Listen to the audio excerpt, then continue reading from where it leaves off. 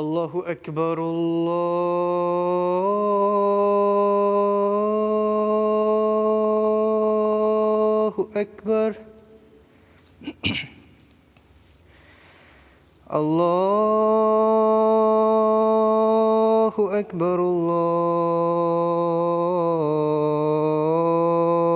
اللہ اکبر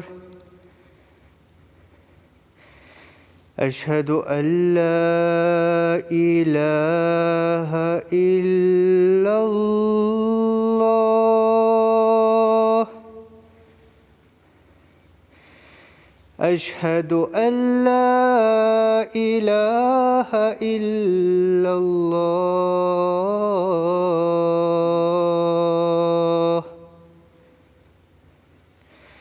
اشہد ان محمد رسول اللہ اشہد ان محمد رسول اللہ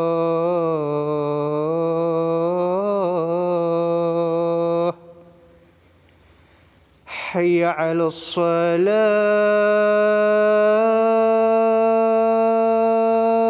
الصلاة حی علی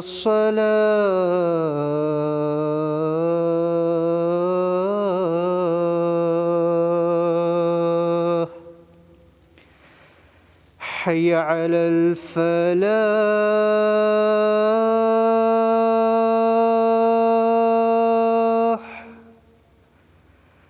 حی علی الفلاح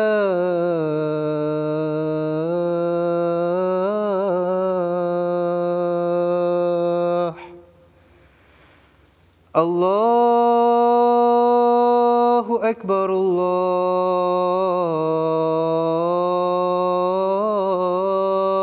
اکبر لا الہ الا اللہ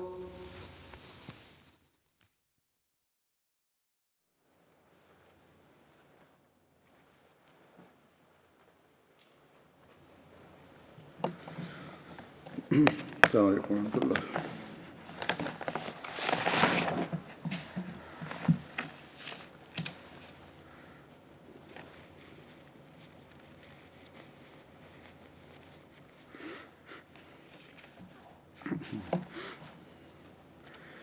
أشهد أن لا إله إلا الله وحده لا شريك له وأشهد أن محمدا عبده ورسوله أما بعد فأعوذ بالله من الشيطان الرجيم بسم الله الرحمن الرحيم الحمد لله رب العالمين الرحمن الرحيم مالك يوم الدين إياك نعبد وإياك نستعين اهدنا الصراط المستقيم صراط الذين أنعمت عليهم غير المغضوب عليهم ولا الضالين.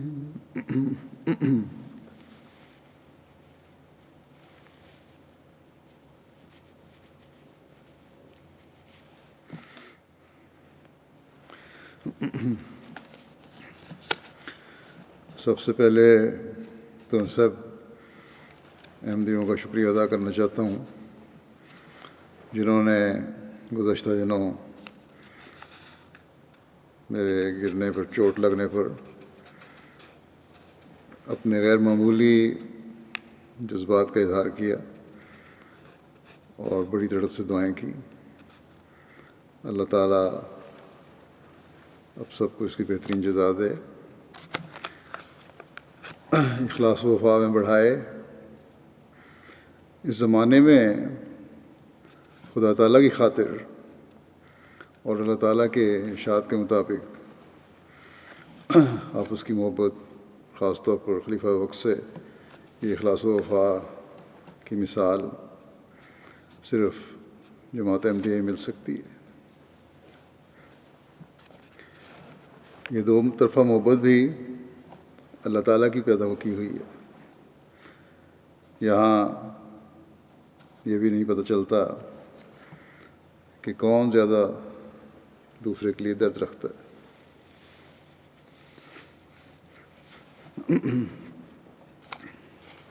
بعض دفعہ تو یہ لگتا ہے کہ افراد جماعت کی خلافت سے محبت انتہا کو پہنچی ہوئی ہے، اور خلیفہ وقت کی جو تعلق اور محبت ہے جماعت کے افراد کے ساتھ، بعض لوگوں کی مثالیں ایسی ہیں لگتا ہے کہ اس معیار کی نہیں ہیں، لیکن بہرحال یہ دو طرفہ محبت ہے، دو طرفہ تعلق ہے۔ اور جیسا کہ میں نے کہا، ایک ایسا تعلق ہے جس کی کوئی مثال دنیاوی رشتوں میں نہیں ملتی۔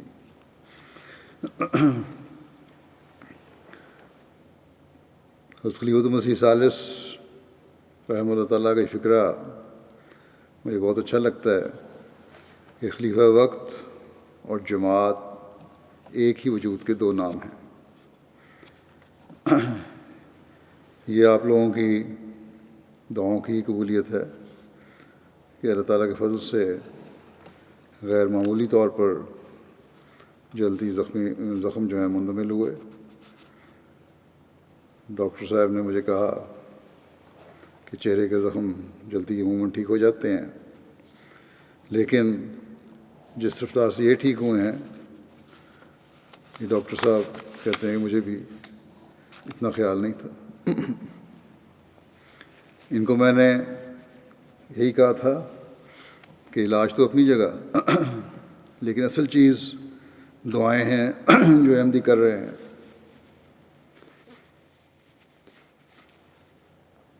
مجھے بھی یہ خیال تھا کہ کئی زخم ہیں اور یہ اس کے کھرونڈ اترتے ہوئے بھی کم از کم 2 ہفتے تو لگیں گے، پھر شاید زخم میں کچھ نشان بھی رہ جائیں، لیکن اللہ تعالیٰ کے فضل سے 7-8 دن میں ہی سب صاف ہو گیا۔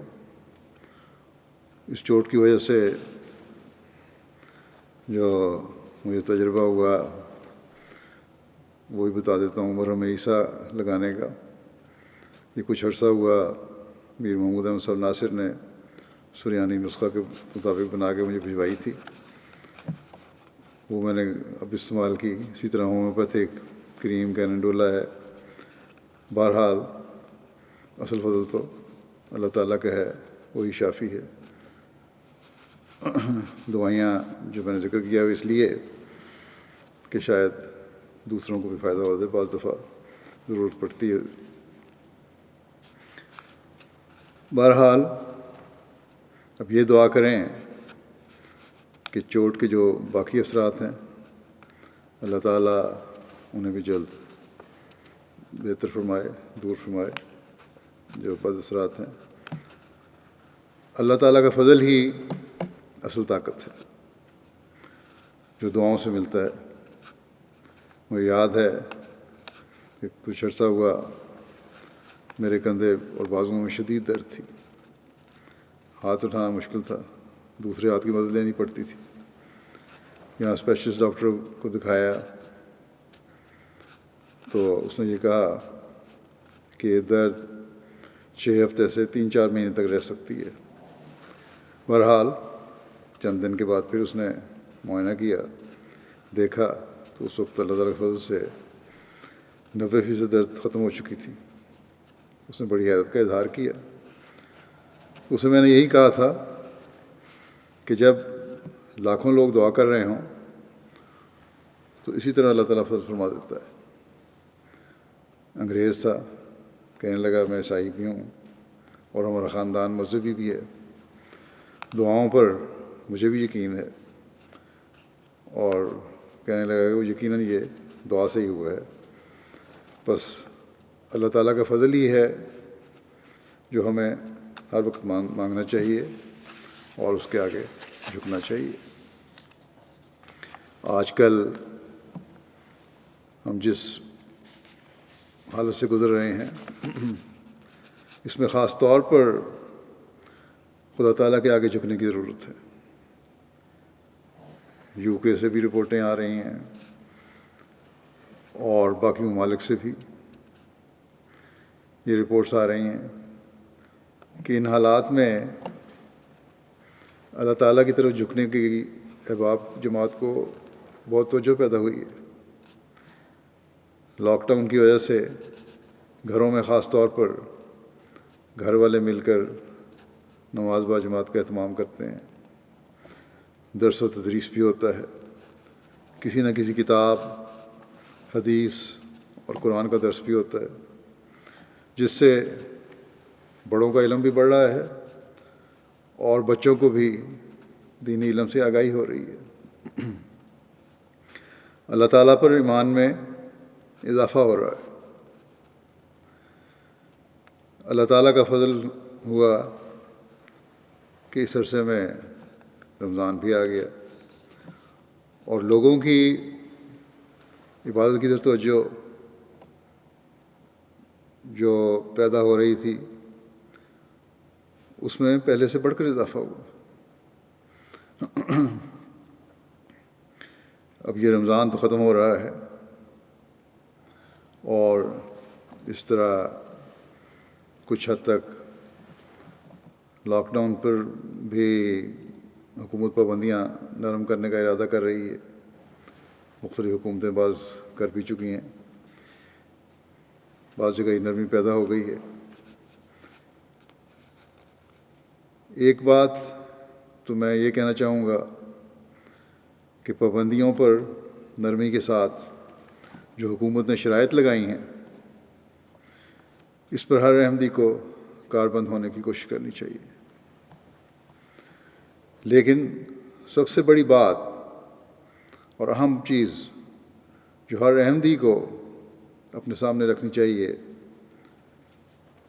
یہ ہے کہ کاروباروں کی اجازت اور باہر نکلنے کی نرمی اور پھر رمضان کے مہینے کا گزر جانا کسی احمدی کو اللہ تعالیٰ کی عبادت اور جو نیکیاں انہوں نے اپنائی تھیں انہیں ختم کرنے والا یا ان میں کمی کرنے والا نہ بنائے،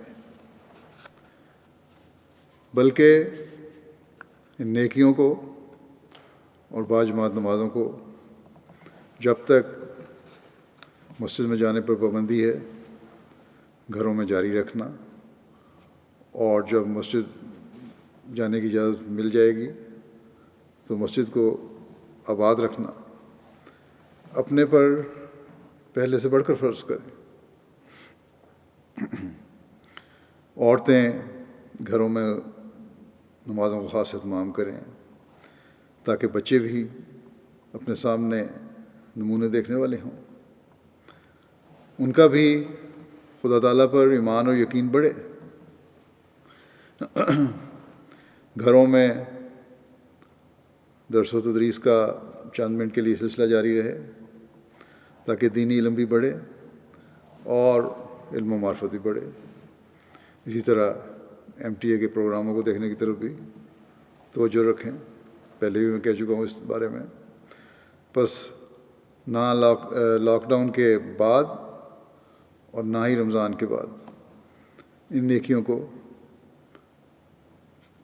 ہم میں سے کسی کو بھولنا چاہیے بلکہ جاری رکھنا چاہیے. کہ کبھی کسی احمدی کو جو حضرت مسیح علیہ السلام کی بیعت میں آ کر اپنے اندر پاک تبدیلیاں پیدا کرنے کا عہد کرتا ہے، اپنے عہد بیعت کو بھولنا نہیں چاہیے. مومن کا یہ کام نہیں کہ کبھی ان لوگوں میں شامل ہو جن کے بارے میں اللہ تعالیٰ فرماتا ہے کہ مشکل میں گرفتار ہوں تو اللہ تعالیٰ کی طرف جھکتے ہیں، اس کی پناہ میں آنے کی کوشش کرتے ہیں، اسے مدد مانگتے ہیں، اسے پکارتے ہیں، اور جب تکلیف دور ہو جائے تو خدا تعالیٰ کو بھول جاتے ہیں۔ آج کل لوگ اس تلاش میں ہیں کہ یہ کرونا وائرس کی بیماری طبعی حادثہ ہے یا عذاب الہی ہے۔ اس قسم کی آفات اور وبائیں جو آتی ہیں، اس میں ایک مومن کا کام ہے کہ پہلے سے بڑھ کر خدا تعالیٰ کی طرف جھکے، صرف اسی تلاش میں نہ رہے کہ یہ کیا چیز ہے۔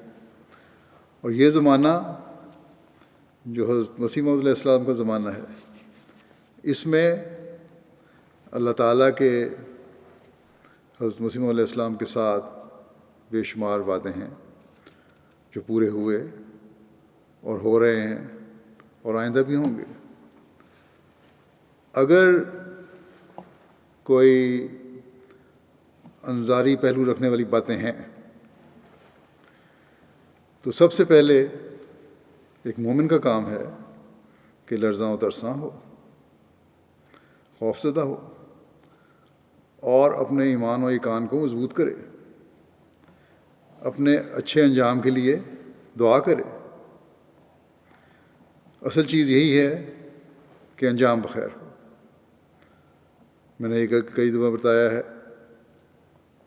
کئی مرتبہ بتایا ہے کہ یہ آفات اور طوفان اور بلائیں جو اس زمانے میں آ رہی ہیں، ان کا حضرت مسیح موعود علیہ السلام کے زمانے سے خاص تعلق ہے۔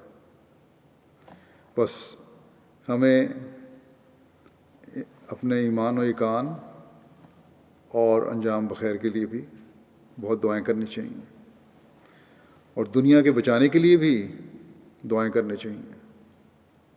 حضرت مسیح موعود علیہ السلام اس وقت بھی جب اللہ تعالیٰ نے آپ کو طاعون کو نشان کے طور پر ظاہر ہونے کی واضح خبر دی تھی، بے چین ہو کر دنیا کے لیے دعا کیا کرتے تھے۔ بند دروازوں کے پیچھے سے آپ کی دعاؤں کی حالت کو سننے والے بیان کرتے ہیں کہ اس طرح شدت گریہ کی آوازیں آ رہی ہوتی تھیں جیسے کہ آگ پر رکھی ہنڈیا میں پانی کے ابلنے کی آوازیں آتی ہیں۔ انسانیت کو اللہ تعالیٰ بچا لے۔ بس انسانیت کے لیے آپ کا رحم اور شفقت اللہ تعالیٰ کہ آپ کو نشان کا بتانے کے باوجود غالب تھا، اور ان کے اس بیماری کی تباہی سے بچنے کے لیے، اس وبا کی تباہی سے بچنے کے لیے آپ دعا کر رہے ہوتے تھے۔ بس بڑے درد سے دعا کر رہے ہوتے تھے۔ بس ہم نے بھی آپ کے اس نمونے کو دیکھنا ہے۔ بعض لوگ حضرت مسیح راوے رحمۃ اللہ تعالیٰ کے ایک مضمون حوادث طبعی یا عذاب الہی کو لے کر آج کل جو وائرس کی وبا پھیلی ہوئی ہے اس سے ملانے کی کوشش کرتے ہیں اور اپنے تبصرے بھی کرتے ہیں۔ واضح ہو کہ جیسا کہ میں کہہ چکا ہوں کہ حضرت مسیح موعود علیہ السلام کے زمانے کے بعد آفات اور بلاؤں کی تعداد بڑھی ہے، اور اس بارے میں حضرت مسیح موعود علیہ السلام نے واضح فرمایا ہوا ہے کہ یہ آئیں گے اور تباہیاں آئیں گی، اس میں تو کوئی شک نہیں۔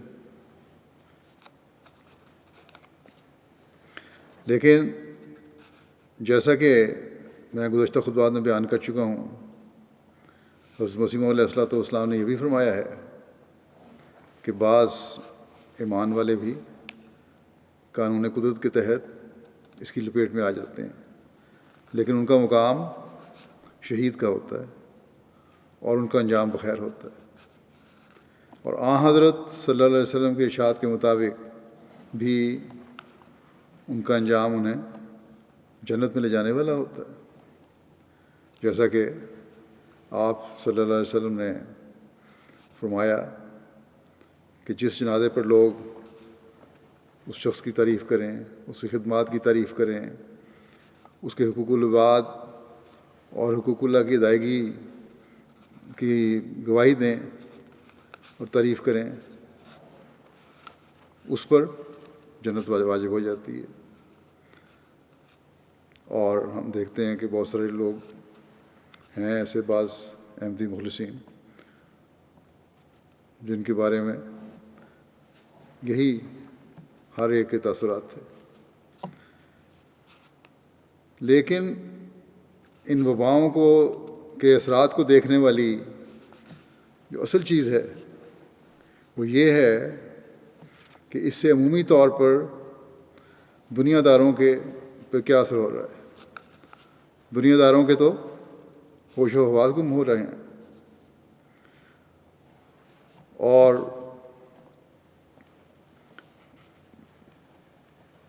ہوتے ہیں،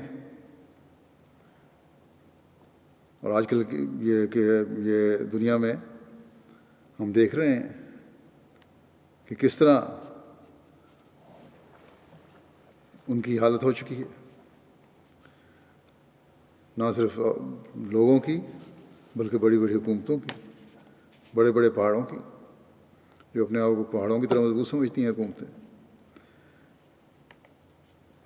بڑی بڑی مضبوط حکومتوں کی معیشتیں اور نظام درم برہم ہو گئے ہیں، اور اس کے اثر سے اپنے عوام کی توجہ پھیرنے کے لیے جو وہ کوشش کر رہے ہیں وہ اور بھی زیادہ خطرناک ہے۔ وہ ان کو جنگ اور معیشت کی مزید تباہی میں دھکیل دے گی۔ بس جب تک یہ لوگ اپنے اندر ایسی تبدیلی پیدا نہیں کریں گے جس سے فسادوں کی کیفیت دور نہ ہو، ایک کے بعد دوسری تباہی میں یہ لوگ خود ڈوبتے چلے جائیں گے۔ حضرت مسیح موعود علیہ الصلوۃ والسلام نے بھی یہی فرمایا ہے کہ مسلمان ہونا یا مذہبی غلطیوں کا نہ ہونا یا جو مذہبی غلطیوں کا جو مواخذہ ہے، یہ تو قیامت کے دن ہے، اللہ تعالیٰ کا اس وقت دیکھے گا۔ لیکن فتنہ و فساد اور حقوق غصب کرنا اور خدا کے بندوں کا استہزاء کرنا، یہ بے چین کرنے والی تباہیاں لاتا ہے۔ بہرحال ہمارا کام دعا کرنا اور دنیا کو سمجھانا اور اپنی حالتوں کو پاک بنانا ہے۔ حضرت خلیفہ مسیح رابع کہ جس مضمون کی میں نے بات کی ہے وہ لمبا مضمون ہے، لیکن ہر احمدی کو جس بات کی طرف توجہ دینی چاہیے اس مضمون کے پڑھنے سے، وہ صرف یہ نہیں کہ پہلی قوموں کے ساتھ کیا ہوا یا اب کیا ہوگا اور کیا ہو رہا ہے اور کیا تباہی ہے اور کیا نہیں۔ یقیناً یہ باتیں بھی خوف زدہ کرنے والی ہونی چاہیے، اپنی حالتوں کی طرف توجہ دینے والی ہونی چاہیے، لیکن جو اصل بات ہے، جو الفاظ قابل غور ہیں، وہ یہ ہے جو کہ آپ نے لکھا ہوا ہے کہ جماعت احمدیہ کے لیے اس میں تنبیہ اور بشارت بھی ہے۔ تنبیہ یہ کہ صرف احمدیت کا عنوان بچانے کے لیے کافی نہیں ہوگا، بلکہ تقویٰ کی شرط بھی ساتھ لگی ہوئی ہے۔ اور بشارت کا پہلو یہ ہے کہ جماعت میں جو عملی کمزوریاں آ چکی ہوں گی بڑی تیزی کے ساتھ ان کی اصلاح کی کوشش عملی کرے گا۔ بس خلاصہ یہ کہ جنہوں نے بیعت کا صرف نام لگایا ہوا ہے، ایک لیبل ہے، وہ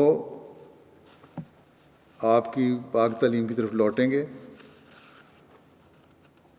تو پھر ہی بچت ہے، اور خدا کی طرف لوٹنا ہی یہ ان کے لیے بشارت ہے، ورنہ کوئی بشارت نہیں۔ اور جیسا کہ میں نے کہا تھا کہ ان دنوں میں جو خاص توجہ پیدا ہوئی ہے اسے اب قائم رکھیں، اور خود بھی اور اپنے بچوں کو بھی حقوق اللہ اور حقوق العباد کی ادائیگی کی طرف توجہ دلائیں، کیونکہ دنیا کی تباہی کے بعد خدا تعالیٰ کی طرف جب دنیا کی نظر ہوگی، توجہ ہوگی، حقوق کی ادائیگی کی طرف جب نظر ہوگی تو پھر لوگ جماعت کی طرف ہی دیکھیں گے، پھر احمدی ہی ہوں گے جو دنیا کی صحیح رہنمائی کر سکیں گے۔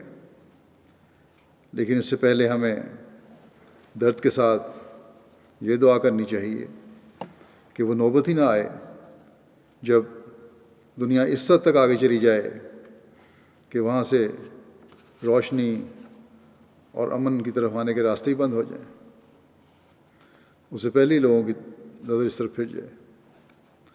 بس ہمیں دعاؤں کے ساتھ اپنے نمونے بھی دکھانے کی ضرورت ہے، دنیا کو بتانے کی ضرورت ہے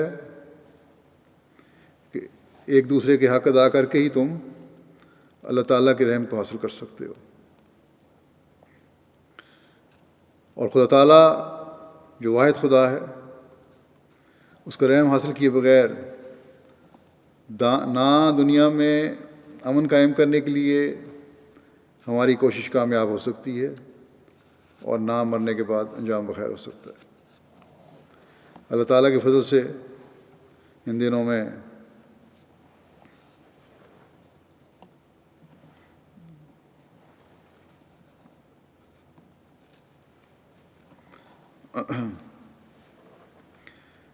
جہاں جماعت کے افراد عبادتوں کی طرف توجہ دے رہے ہیں، وہاں خدمت خلق کے کام بھی کر رہے ہیں، نوجوان بھی اور صحت مند انصار بھی اور لجنہ بھی، ہر جگہ سے بڑی اچھی رپورٹس آ رہی ہیں اس بارے میں بھی۔ یہ خدمت خلق بعض بھٹکے ہوئوں کو راستے دکھانے کا بھی باعث بن رہی ہے، دنیا داروں کو۔ گزشتہ دنوں کینیڈا کی رپورٹ تھی کہ ایک عورت نے رات 2 بجے خدام کی جو ہمسایوں کی ہیلپ لائن ہے اس کو ہر جگہ سے مایوس ہو کر فون کیا کہ یہ میری مجبوری ہے، میرا لڑکا بیمار ہے، اور دوائی حاصل کرنے کے تمام راستے بند ہو چکے ہیں، ہر جگہ سے انکار ہو گیا ہے۔ وہ کہتی تھی، سب نے یہی کہا کہ صبح سے پہلے نہیں مل سکتی، اور اس کی بہت بری حالت ہے۔ وہ کہتی ہے کہ میں نے کہا کہ لوگ کہتے ہیں خدا ہے، گو میں خدا کو نہیں مانتی، چلو آج آزماتے ہیں۔ کہتی ہے میں نے انتہائی کرب اور اضطرار کی حالت میں کہا کہ اے خدا اگر تو ہے تو میرا بیٹا اس بری حالت میں ہے، اس کی دوائی کا انتظام کر دے۔ اور ساتھ ہی مجھے کہتی ہے خدام کی ہیلپ لائن کا بھی خیال آیا، فون کیا تو کسی آدمی نے فون اٹھایا، اسے اپنی ضرورت بتائی تو اس نے کہا کوشش کرتا ہوں۔ تھوڑی دیر بعد پھر اسی شخص کا فون آیا کہ اس وقت رات کے 2 بجے ہیں، انتظام مشکل ہے۔ اس شخص نے کہا کہ تمہارے لڑکے کی حالت کیا ہے؟ میں نے پھر ساری صورتحال بتائی، اور بڑی بے چینی کا اظہار کیا۔ تو اس نے کہا اچھا خود میں دیکھتا ہوں جا کے، کسی جگہ جا کے، کوئی فارمیسی ایک جگہ ہے وہاں کھلی ہوتی ہے فلاں جگہ پہ، اگر کھلی ہوئی تو دوائی لے آتا ہوں۔ وہ رات کو گیا اٹھ کے، کہتی ہے اس کو جو میں نے جگایا تھا وہ نیند کی حالت میں تھا، لیکن پھر بھی وہ 50 کلومیٹر کا سفر کر کے گیا اور مجھے دوائی لا کر دی۔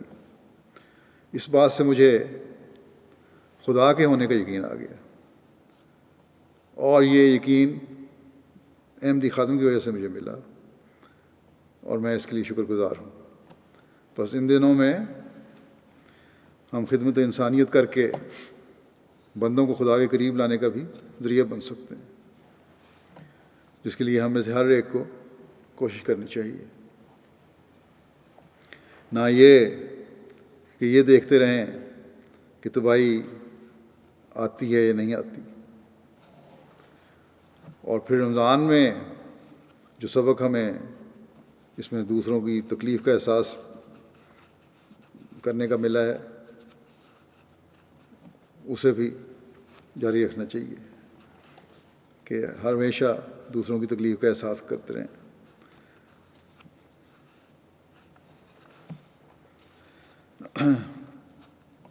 کیونکہ یہی رمضان کے مقاصد میں سے ایک یہ بھی ہے کہ احساس دلایا جائے کہ دوسروں کی تکلیف کا احساس کرو۔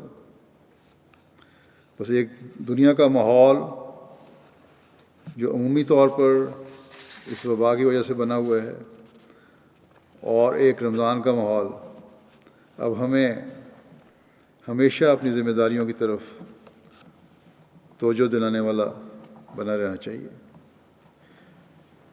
رمضان تو کل یا پرسوں چلا جائے گا، ختم ہو جائے گا، لیکن اس کی نیکیاں ہمیں ہمیشہ اپنے اندر رکھنی چاہیے۔ وہ پاک تبدیلیاں جو ہم نے کی ہیں وہ ہمیشہ اپنے اندر رکھنی چاہیے۔ اور جب پھر لاک ڈاؤن میں نرمی آئے تو ہمیں اپنی ذاتی بھی اور انسانیت کے لیے بھی ذمہ داریوں کو نہیں بھولنا چاہیے، ہمیشہ یاد رکھنا چاہیے۔ جہاں خود اللہ تعالیٰ کا حق اور بندوں کا حق ادا کرنے کی توجہ دیں، وہاں دوسروں کو بھی اس طرح توجہ دلاتے رہیں، اور اپنے پاک نمونوں سے دنیا کو خدا تعالیٰ اور اس کے مخلوق کے حقوق ادا کرنے والا بنانے کی کوشش کریں۔ ہم نے اس زمانے میں حضرت مسیح موعود علیہ السلام کو ماننا ہے۔ آپ کی کوئی مجلس ایسی نہیں ہوتی تھی جہاں آپ اللہ تعالیٰ اور اس کے رسول صلی اللہ علیہ وسلم کی تعلیم کی روشنی میں ہمارے مقام و معیار کی طرف توجہ دلانے کی کوشش نہ فرماتے ہیں۔ بس ہمیں ہر وقت آپ کی نسائی کی جگالی کرتے رہنا چاہیے تاکہ حقیقی ایمان و ایقان ہمیں حاصل ہو۔ دوسروں کی کمزوریوں کی طرف نظر رکھنے کے بجائے ہم اپنی حالتوں کا جائزہ لیتے رہیں۔ اس حوالے سے اس وقت میں حضرت مسیح موعود علیہ السلام کے بعض حوالے بھی آپ کے سامنے پیش کروں گا جن پر ہمیں غور کرتے رہنا چاہیے۔ حضرت اقدس مسیح موعود علیہ السلام ہمیں کس مقام اور معیار پر دیکھنا چاہتے ہیں۔ ایک جگہ ہمارے اس معیار کا ذکر فرماتے ہوئے حضرت اقدس مسیح موعود فرماتے ہیں کہ چاہیے کہ ہر ایک شخص تہجد میں اٹھنے کی کوشش کرے اور 5 وقت کی نمازوں میں بھی قنوت میں لا دیں۔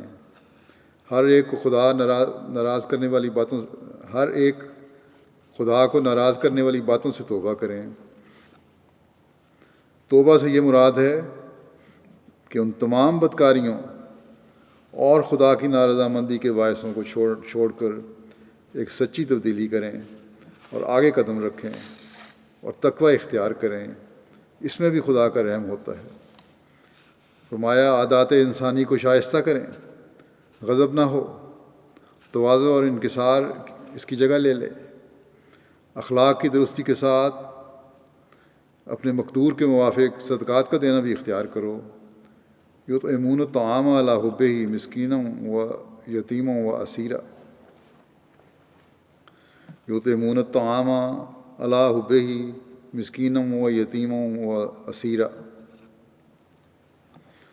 یعنی خدا کی رضا کے لیے مسکینوں اور یتیموں اور اسیروں کو کھانا دیتے ہیں اور کہتے ہیں کہ خاص اللہ تعالیٰ کی رضا کے لیے ہم دیتے ہیں اور اس دن سے ہم ڈرتے ہیں جو نہایت ہی ہولناک ہے۔ قصہ مختصر، دعا سے توبہ سے کام لو اور صدقات دیتے رہو تاکہ اللہ تعالیٰ اپنے فضل و کرم کے ساتھ تم سے معاملہ کرے۔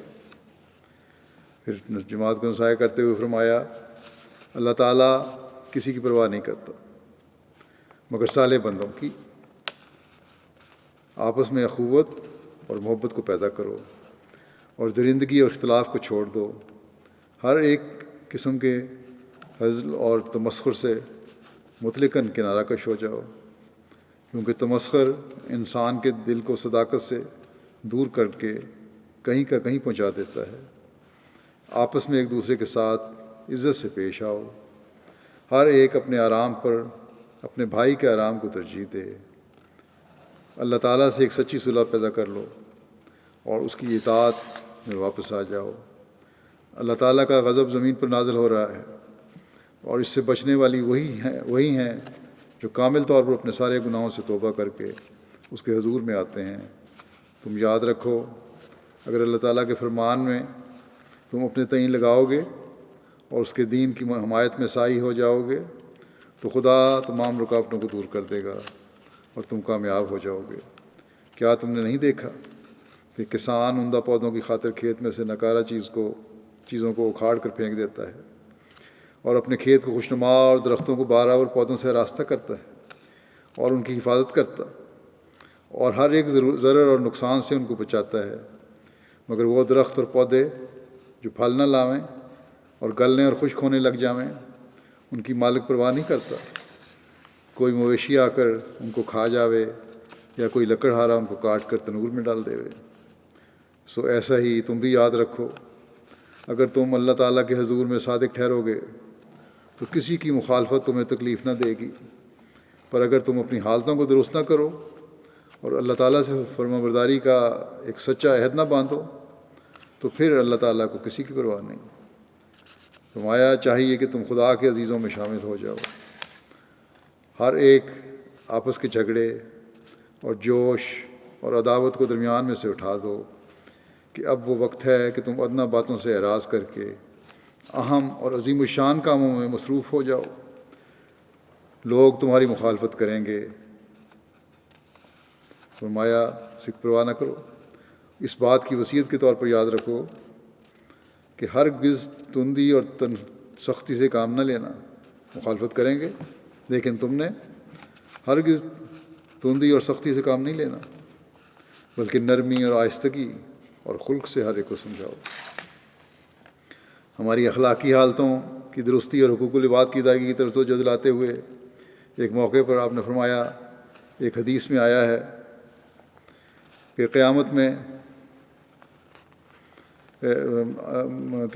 میں اللہ تعالیٰ بعض بندوں سے فرمائے گا کہ تم بڑے برگزیدہ ہو اور میں تم سے بہت خوش ہوں، کیونکہ میں بہت بھوکا تھا، تو نے مجھے کھانا کھلایا، میں ننگا تھا، تم نے کپڑا دیا، میں پیاسا تھا، تم نے مجھے پانی پلایا، میں بیمار تھا، تم نے میری عیادت کی۔ وہ کہیں گے، یا اللہ، تو ان باتوں سے پاک ہے، تو کب ایسا تھا جو ہم نے تیرے ساتھ ایسا کیا؟ تب وہ فرمائے گا کہ میرے فلاں فلاں بندے ایسے تھے، تم نے ان کی خبر گیری کی، وہ ایسا معاملہ تھا گویا تم نے میرے ساتھ ہی کیا۔ پھر ایک اور گروہ پیش ہوگا، ان سے کہے گا، تم نے میرے ساتھ برا معاملہ کیا، میں بھوکا تھا، تم نے مجھے کھانا نہ دیا، پیاسا تھا، پانی نہ دیا، ننگا تھا، مجھے کپڑا نہ دیا، میں بیمار تھا، میری عیادت نہ کی۔ تب وہ کہیں گے کہ یا اللہ، تو ایسی باتوں سے پاک ہے، تو کب ایسا تھا جو ہم نے تیرے ساتھ ایسا کیا؟ اس پر وہ فرمائے گا کہ میرا فلاں فلاں بندہ اس حالت میں تھا اور تم نے اس کے ساتھ کوئی ہمدردی اور سلوک نہ کیا، وہ گویا میرے ہی ساتھ کرنا تھا۔ فرمایا کہ غرض نوع انسان پر شفقت، یہاں کوئی شرط نہیں ہے کہ مسلمان ہے، یہ ہندو ہے، یہ عیسائی ہے، یہ کون ہے۔ فرمایا غرض نوع انسان پر شفقت اور اس سے ہمدردی کرنا بہت بڑی عبادت ہے، اور اللہ تعالیٰ کی رضا حاصل کرنے کے لیے ایک زبردست ذریعہ ہے، مگر میں دیکھتا ہوں کہ اس پہلو میں بڑی کمزوری ظاہر کی جاتی ہے۔ دوسروں کو حقیر سمجھا جاتا ہے، ان پر ٹھٹھے کیے جاتے ہیں۔ ان کی خبر گیری کرنا اور کسی مصیبت اور مشکل میں مدد دینا تو بڑی بات ہے۔ جو لوگ اور وبا کے ساتھ اچھے سلوک سے پیش نہیں آتے بلکہ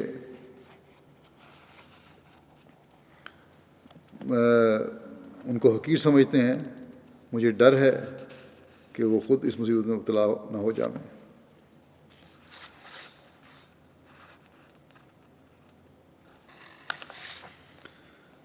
اللہ تعالیٰ نے جن پر فضل کیا ہے ان کی شکر گزاری یہی ہے کہ اس کی مخلوق کے ساتھ احسان اور سلوک کریں اور اس خداداد فضل پر تکبر نہ کریں اور وحشیوں کی طرح غربا کو کچل نہ ڈالیں۔ پھر اس کی مزید وضاحت فرماتے ہوئے آپ فرماتے ہیں کہ اصل بات یہ ہے کہ سب سے مشکل اور نازک مرحلہ حقوق العباد ہی کا ہے، کیونکہ ہر وقت اس کا معاملہ پڑتا ہے اور ہر آن یہ ابتلا سامنے رہتا ہے۔ بس اس مرحلے پر بہت ہی ہوشیاری سے قدم اٹھانا چاہیے۔ میرا تو یہ مذہب ہے کہ دشمن کے ساتھ بھی حد سے زیادہ سختی نہ ہو۔ بعض لوگ چاہتے ہیں کہ جہاں تک ہو سکے اس کی تخریب اور بربادی کے لیے صحیح کی جائے، پھر وہ اس فکر میں پڑھ کر جائز اور ناجائز امور کی پرواہ نہیں کرتے، اس کو بدنام کرنے کے واسطے جھوٹی تہمت اس پر لگاتے ہیں، افتراء کرتے اور اس کی غیبت کرتے اور دوسروں کو اس کے خلاف اکساتے ہیں۔ اب بتاؤ کہ معمولی دشمنی سے کس قدر برائیوں اور بدیوں کا وارث بنا، اور پھر یہ بدیاں جب اپنے بچے دیں گی تو کہاں تک نوبت پہنچے گی۔ میں سچ سچ کہتا ہوں، اور یہی ہم دیکھ رہے ہیں آج کی دنیا کا حال ہو رہا ہے، انفرادی طور پر بھی اور اجتماعی طور پر بھی اور قومی اور حکومتی طور پر بھی۔ فرمایا کہ میں سچ سچ کہتا ہوں، تم کسی کو اپنی ذاتی دشمن نہ سمجھو اور اس کی کینہ توزی کی عادت کو بالکل ترک کر دو، اور اس کینہ توزی کی عادت کو بالکل ترک کر دو۔ اگر خدا تعالیٰ تمہارے ساتھ ہے اور تم خدا تعالیٰ کے ہو جاؤ تو وہ دشمنوں کو بھی تمہارے خادموں میں داخل کر سکتا ہے۔ لیکن اگر تم خدا ہی سے قطع تعلق کیے بیٹھے ہو اور اس کے ساتھ ہی کوئی رشتہ اور دوستی کا باقی نہیں، اس کے خلاف مرضی تمہارا چال چلن ہے، پھر خدا سے بڑھ کر تمہارا دشمن کون ہوگا؟ مخلوق کی دشمنی سے انسان بچ سکتا ہے، لیکن جب خدا دشمن ہو تو پھر اگر ساری مخلوق دوست ہو تو کچھ نہیں ہو سکتا۔ اس لیے تمہارا طریق انبیاء علیہ السلام کا سا طریق ہو۔ خدا تعالیٰ کا منشا یہی ہے کہ ذاتی اعداء کوئی نہ ہوں۔ خوب یاد رکھو کہ انسان کو شرف اور سعادت تب ملتی ہے جب وہ ذاتی طور پر کسی کا دشمن نہ ہو۔ ہاں، اللہ اور اس کے رسول کی عزت کے لیے الگ امر ہے، یعنی جو شخص خدا اور اس کے رسول کی عزت نہیں کرتا بلکہ ان کا دشمن ہے، اسے تم اپنا دشمن سمجھو۔ لیکن اس دشمنی کے سمجھنے کی بھی وضاحت فرما دی۔ فرمایا کہ اس دشمنی سمجھنے کے یہ معنی نہیں کہ تم اس پر افتدا کرو اور بلا وجہ اس کو دکھ دینے کے منصوبے کرو، نہیں، بلکہ اس سے الگ ہو جاؤ اور خدا تعالیٰ کے سپرد کرو۔ ممکن ہو تو اس کی اصلاح کے لیے دعا کرو، اپنی طرف سے کوئی نئی بھاجی اس کے ساتھ شروع نہ کرو۔ پھر اپنا اخلاقی معیاروں کی طرف توجہ دلاتے ہوئے فرماتے ہیں، اخلاقی حالت ایسی درست ہو کہ کسی کو نیک نیتی سے سمجھانا اور غلطی سے آگاہ کرنا ایسے وقت پر ہو کہ اسے برا معلوم نہ ہو، کسی کو استخفاف کی نظر سے نہ دیکھا جاوے، دل شکنی نہ کی جاوے، جماعت میں باہم جھگڑے فساد نہ ہوں، دینی غریب بھائیوں کو کبھی حقارت کی نگاہ سے نہ دیکھو، مال و دولت یا نسبی بزرگی پر بے جا فخر کر کے دوسروں کو ذلیل اور حقیر نہ سمجھو۔ خدا تعالیٰ کے نزدیک مکرم وہی ہے جو متقی ہے، چنانچہ فرمایا ہے انا اکرمکم عند اللہ اتقاکم، دوسروں کے ساتھ بھی پورے اخلاق سے کام لینا چاہیے۔ جو بد اخلاقی کا نمونہ ہوتا ہے وہ بھی اچھا نہیں۔ ہماری جماعت کے ساتھ لوگ مقدمہ بازی کا صرف بہانہ ہی ڈھونڈتے ہیں۔ لوگوں کے لیے ایک تعاون ہے، ہماری جماعت کے لیے 2 تعاون ہیں۔ اگر کوئی جماعت میں سے ایک شخص برائی کرے گا تو اس ایک سے ساری جماعت میں حرف آئے گا۔ دانش مندی، حلم اور درگزر کے ملکہ کو بڑھاؤ، نادان سے نادان کی باتوں کا جواب بھی متانت اور سلامت روی سے دو، یاوہ گوئی کا جواب یاوہ گوئی نہ ہو۔ فرمایا کہ مناسب ہے کہ ان ابتلا کے دنوں میں اپنے نفس کو مار کر تقوی اختیار کریں۔ میری غرض ان باتوں سے یہی ہے کہ تم نصیحت اور عبرت پکڑو۔ دنیا فنا کا مقام ہے، آخر مرنا ہے، خوشی دین کی باتوں میں ہے، اصل مقصد تو دین ہی ہے۔ پھر ایک اور موقع پر نصیحت کرتے ہوئے فرمایا جماعت کو کہ ہماری جماعت کو ایسا ہونا چاہیے کہ نری لفاظی پر نہ رہے بلکہ بیت کے سچے منشا کو پورا کرنے والی ہو۔ ہماری جماعت کو ایسا ہونا چاہیے کہ نری لفاظی پر نہ رہے بلکہ بیت کے سچے منشا کو پورا کرنے والی ہو۔ اندرونی تبدیلی کرنی چاہیے۔ صرف مسائل سے تم خدا تعالیٰ کو خوش نہیں کر سکتے کہ مسائل جان لیے، یہ نہیں، اس سے اللہ تعالیٰ خوش نہیں ہوگا۔ اگر اندرونی تبدیلی نہیں تو تم میں اور تمہارے غیر میں کچھ فرق نہیں۔ اگر تم میں مکر، فریب، کسل اور سستی پائی جائے تو تم دوسروں سے پہلے ہلاک کیے جاؤ گے۔ ہر ایک کو چاہیے کہ اپنے بوجھ کو اٹھائے اور اپنے وعدے کو پورا کرے، عمر کا اعتبار نہیں۔ فرمایا جو شخص قبل از وقت نیکی کرتا ہے امید ہے کہ وہ پاک ہو جائے۔ اپنے نفس کی تبدیلی کے واسطے سعی کرو، نماز میں دعائیں مانگو، صدقات خیرات سے اور دوسرے ہر طرح کے ہیلے سے والذین جاہدوا فینا میں شامل ہو جاؤ۔ جس طرح بیمار طبیب کے پاس جاتا، دوائی کھاتا، غسل لیتا، خون نکلواتا، ٹکور کرواتا اور شفا حاصل کرنے کے واسطے ہر طرح کی تدبیر کرتا ہے، اسی طرح اپنی روحانی بیماریوں کو دور کرنے کے واسطے ہر طرح کوشش کرو۔ صرف زبان سے نہیں بلکہ مجاہدے کہ جس قدر طریق خدا تعالیٰ نے فرمائے ہیں وہ سب بجا لاؤ۔ صدقہ خیرات کرو، جنگلوں میں جا کر دعائیں کرو۔ فرمایا کہ اللہ تعالیٰ ہیلے کرنے والے کو پسند کرتا ہے، اور جب انسان تمام ہیلوں کو بجا لاتا ہے تو کوئی نہ کوئی نشانہ بھی ہو جاتا ہے، یعنی نشان بھی ہوتا ہے۔ پس ان دنوں میں خاص طور پر جب کہ پاکستان اور بعض ممالک میں احمدیوں کے خلاف ایک ابال اٹھا ہوا ہے، ہمیں اللہ تعالیٰ کے فضل اور رحم کو جذب کرنے کے لیے ہر قسم کا ہیلہ کرنے کی کوشش کرنی چاہیے۔ دشمن جب اپنی دشمنی میں انتہا کو پہنچا ہوا ہے تو ہمیں بھی خدا تعالیٰ کے فضل اور رحم کو جذب کرنے کے لیے پہلے سے زیادہ کوشش کرنی چاہیے۔ اسی طرح اس زمانے میں حضرت صلی اللہ علیہ وسلم کے مقام و مرتبہ اور آپ کے اسوہ کی حقیقت ہم پر حضرت مسیح علیہ السلام نے واضح فرمائی کہ یہ چیزیں جو ساری ہیں، جو اعلیٰ اخلاق، حقوق اللہ اور حقوق العباد کی ادائیگی، یہ آپ کے اسوہ پہ چل کے ہی ہو سکتی ہیں۔ اور ہمیں بار بار یہی فرمایا ہے کہ حضرت صلی اللہ علیہ وسلم کی راہ کو نہ چھوڑو۔ اس بارے میں نصیحت کرتے ہوئے ایک موقع پر آپ نے فرمایا کہ میں یہ بھی تمہیں بتا دینا چاہتا ہوں کہ بہت سے لوگ ہیں جو اپنے تراشے ہوئے وظائف اور اوراد کے ذریعے سے ان کمالات کو حاصل کرنا چاہتے ہیں یا خدا تعالیٰ کے ساتھ سچا تعلق پیدا کرنا چاہتے ہیں، لیکن میں تمہیں کہتا ہوں اپنے بنائے ہوئے جو ہیں ورد جو ہیں ان کے ذریعے سے اللہ تعالیٰ تعلق پیدا کرنا چاہتے ہیں، لیکن فرمایا کہ میں تمہیں بتاتا ہوں، میں تمہیں کہتا ہوں کہ جو طریق حضرت صلی اللہ علیہ وسلم نے اختیار نہیں کیا وہ محض فضول ہے۔ حضرت صلی اللہ علیہ وسلم سے بڑھ کر منعم علیہم کی راہ کا سچا تجربہ کار اور کون ہو سکتا ہے، جن پر نبوت کے بھی سارے کمالات ختم ہو گئے۔ آپ صلی اللہ علیہ وسلم نے جو راہ اختیار کی وہ بہت ہی صحیح اور اقرب ہے۔ اس راہ کو چھوڑ کر دوسری راہ ایجاد کرنا خواہ وہ بظاہر کتنی ہی خوش کن معلوم ہوتی ہو، میری رائے میں ہلاکت ہے، اور خدا تعالیٰ نے مجھ پر ایسا ہی ظاہر کیا ہے۔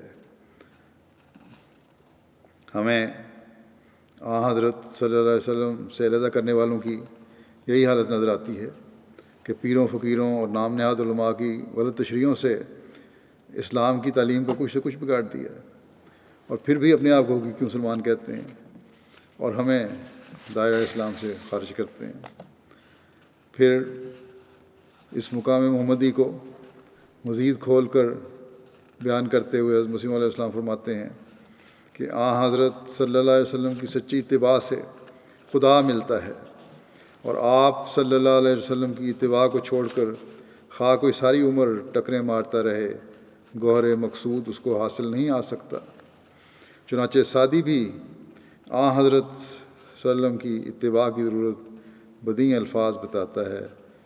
فارسی کا شعر ہے، بزہد و ورا کوش و صدق و صفا، ولیکن میں فضائے بالمصطفیٰ، کہ زہد و تقویٰ اور صدق و صفا کے لیے ضرور کوشش کرو، مگر مصطفیٰ صلی اللہ علیہ وسلم کے بتائے ہوئے طریق سے تجاوز نہ کرو۔ حضرت صلی اللہ علیہ وسلم کی راہ کو ہرگز نہ چھوڑو۔ میں دیکھتا ہوں کہ قسم قسم کے وظیفے لوگوں نے ایجاد کر لیے ہیں، الٹے سیدھے لٹکتے ہیں اور جوگیوں کی طرح راہبانہ طریق اختیار کیے جاتے ہیں، لیکن یہ سب بے فائدہ ہے۔ انبیاء کو یہ سنت نہیں کہ وہ الٹے سیدھے لٹکتے رہیں یا نفی اثبات کے ذکر کریں اور اللہ کے ذکر کریں۔ حضرت صلی اللہ علیہ وسلم کو اس لیے اسوہ حسنہ فرمایا، حضرت صلی اللہ علیہ وسلم کو اس لیے اسوہ حسنہ فرمایا، لکم فی رسول اللہ اسوۃ حسنہ، یعنی تمہارے لیے رسول اللہ صلی اللہ علیہ وسلم میں ہی اسوہ حسنہ ہے۔ حضرت فرمایا، حضرت صلی اللہ علیہ وسلم کے نقش قدم پر چلو اور ایک ذرہ بھر بھی ادھر یا ادھر ہونے کی کوشش نہ کرو۔ پھر فرماتے ہیں،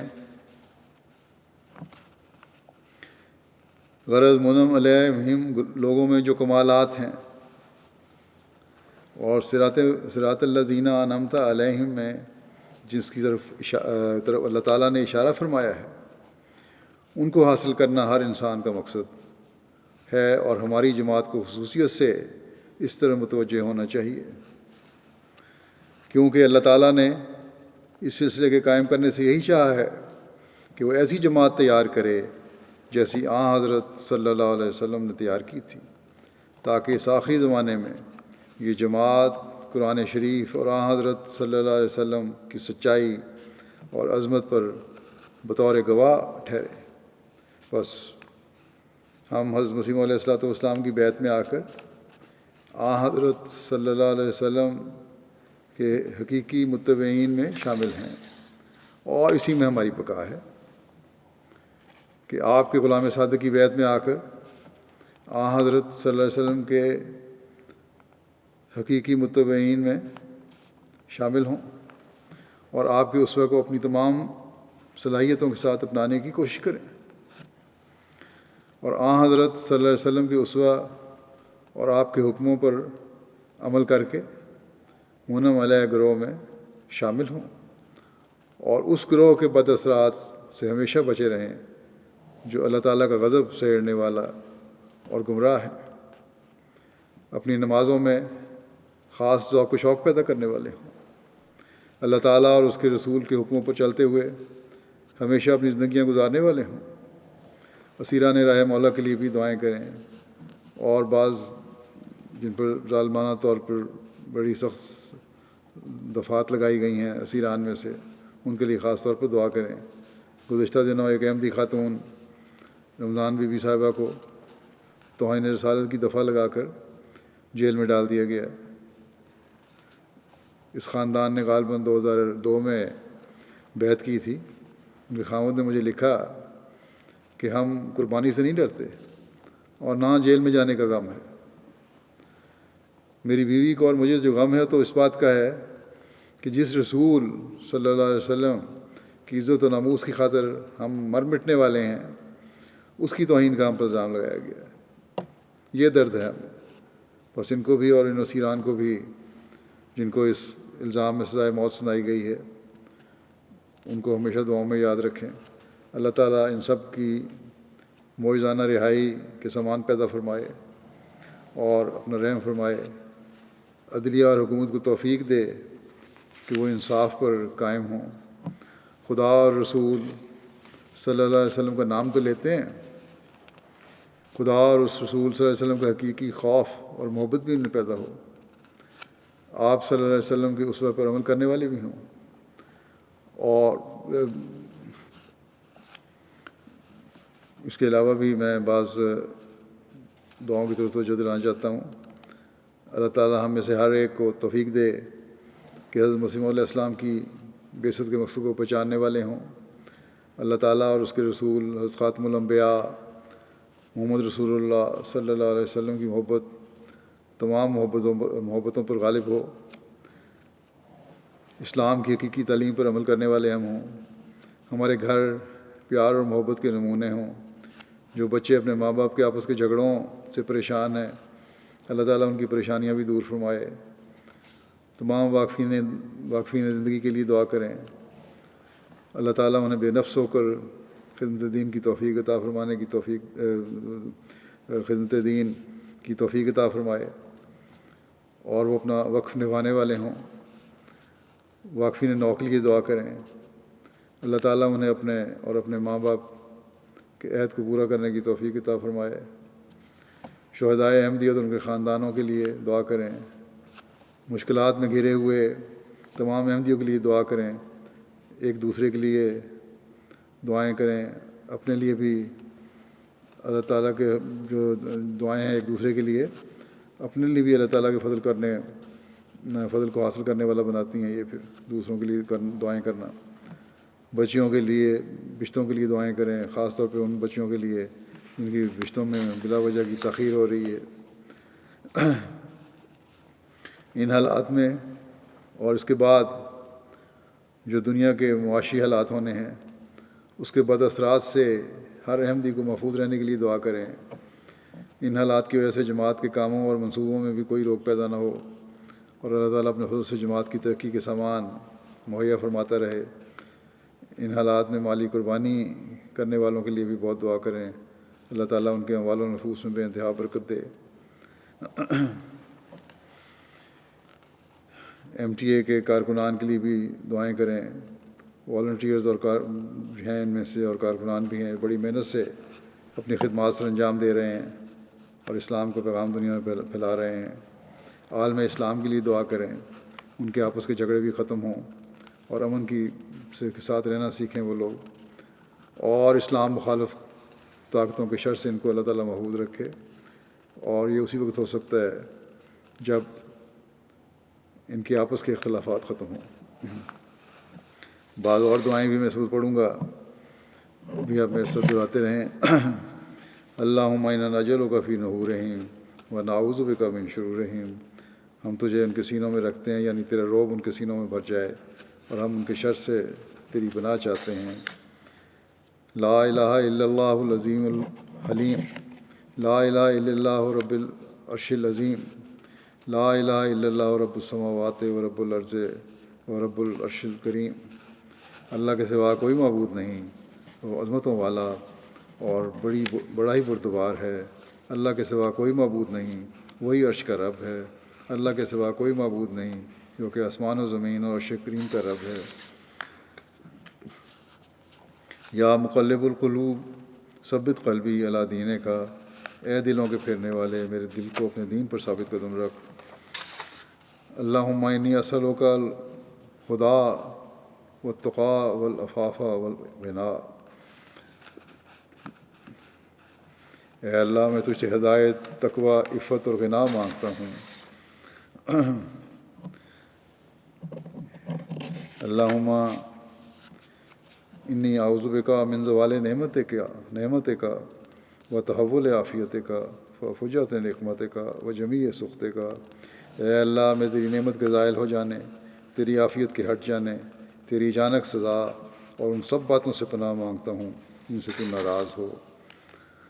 ربنا ظلمنا انفسنا وان لم تغفر لنا وترحمنا لنکونن من الخاسرین، اے ہمارے رب ربنا ظلمنا انفسنا وان لم تغفر لنا وترحمنا لنکونن من الخاسرین، اے ہمارے رب، ہم نے اپنی جانوں پر ظلم کیا، اور اگر تو ہمیں نہ بخشے اور ہم پر رحم نہ کرے تو ہم ضرور گھاٹا پانے والوں میں ہوں گے۔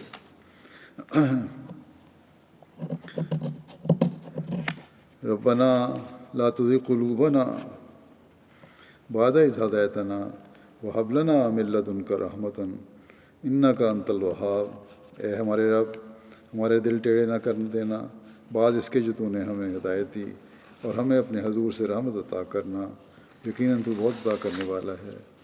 ربنا آتنا فی الدنیا حسنۃ وفی الآخرۃ حسنۃ وفی الآخرۃ حسنۃ وقنا عذاب النار،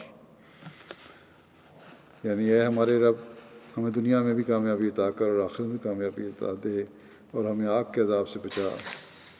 حضرت مسیح علیہ السلام کی ایک دعا ہے کہ اے رب العالمین، میں تیرے احسانوں کا شکریہ ادا نہیں کر سکتا، تو نہایت ہی رحیم و کریم ہے، تیرے بے غایت مجھ پر احسان ہے، میرے گناہ بخشتہ میں ہلاک نہ ہو جاؤں، میرے دل میں اپنی خالص محبت ڈال تا مجھے زندگی حاصل ہو، اور میری پردپوشی فرما، اور مجھ سے ایسے عمل کرا جن سے تو راضی ہو جائے۔ میں تیرے وجہ کریم کے ساتھ اس بات سے بھی پناہ مانگتا ہوں کہ تیرا غضب مجھ پر وارد ہو، رحم فرما، رحم فرما، رحم فرما، اور دنیا و آخرت کی بلاؤں سے مجھے بچا، کیونکہ ہر ایک فضل و کرم تیرے ہی ہاتھ میں ہے۔ آمین۔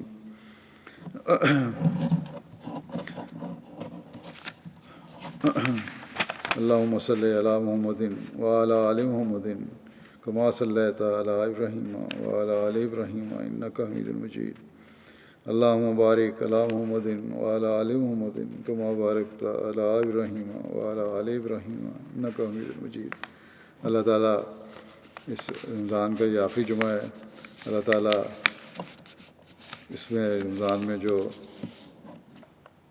نیک کام ہم سے ہوئے یا جو تبدیلیاں ہم نے پیدا کی ان کو جاری رکھنے کی ہمیں توفیق عطا فرمائے، اور یہ دعائیں بھی ہمارے حق میں قبول فرمائے۔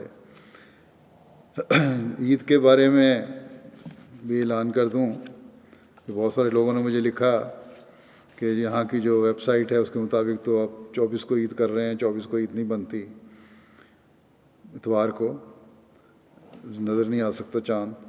پھر میں نے دوبارہ لکھا، وہ 2 دفعہ 3 دفعہ میٹنگ دوبارہ کروائی، یہاں جو ہمارے ماہرین ہیں ان کی بھی، پھر اس میں کچھ اور بھی شامل کیے۔ امیر صاحب کو میں نے کہا تھا خود بھی دیکھیں، پھر انہوں نے ایک نقشہ بنا کے بھیجا ہے مجھے۔ اس میں جو ویب سائٹ بڑے شہر ہیں ان سے یقیناً 23 تاریخ کو چاند نظر نہیں آ سکتا، لیکن جو انہوں نے نقشہ بنا کے بھیجا ہے ان کے مطابق اس میں بعض علاقے ہیں فالمت اور پینزنس اور ہیل، یہ علاقے ہیں جہاں آنکھ سے 23 تاریخ کو چاند نظر آ سکتا ہے، اور اگر کسی ملک کے ایک علاقے میں چاند نظر آ سکتا ہو تو باقی جگہ بھی عید کی جا سکتی ہے۔ جو مسلمان ممالک میں رویت ہلال کمیٹیاں وہ بھی اس طرح جائزے لیتی ہیں۔ تو بہرحال اس جائزے کے بعد 2-3 دفعہ دوبارہ جائزہ لینے کے بعد یہی فیصلہ ہے کہ انشاءاللہ تعالیٰ عید اتوار کو ہوگی 24 تاریخ کو۔